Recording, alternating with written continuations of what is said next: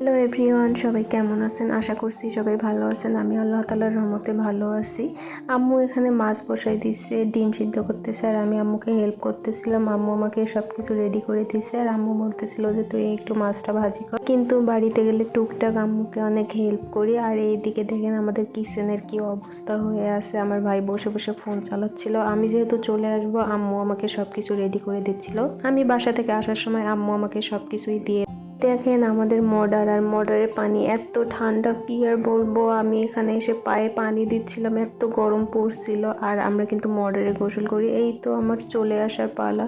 তো আমি এখানে বসে আছি আর আম্মু আমার সাথে বসে আছে, সাথে কাকুরা ছিল, আমাকে বাসে উঠাই দিবে। প্রত্যেকবার বাসা থেকে আসার সময় আমার খুবই খারাপ অবস্থা হয়, শুধু কান্না পাই। কি আর বলবো গাইজ। আর কাকু এদিকে আমাকে বা কি এনে দিচ্ছিল। আমি কিন্তু মানুষ একটা, আর আমার কাছে তিনটা ব্যাগ, সব ব্যাগ পুতলা ভ্যানের উপরে রেখে দিছি। গাড়িতে উঠলাম আর বমি লাগতেছিল। আর এই ছোট বাচ্চাটা আমার সাথে মজা করতেছিল, কিন্তু আমি কথা বলতে পারছিলাম না।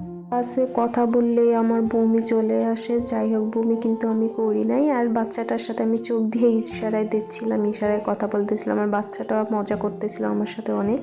আর এইদিকে ঘুমোতে ঘুমোতে চলে আসলাম যমুনা সেতুতে। আর এই ব্রিজটা আমার এত ভালো লাগে। দেখেন ঘুমোতে ঘুমোতে আমার চোখের অবস্থা, মানে রাস্তায় এত জ্যাম ছিল। 14-15 ঘন্টা জার্নি করার পর কিন্তু আমি চলে আসলাম।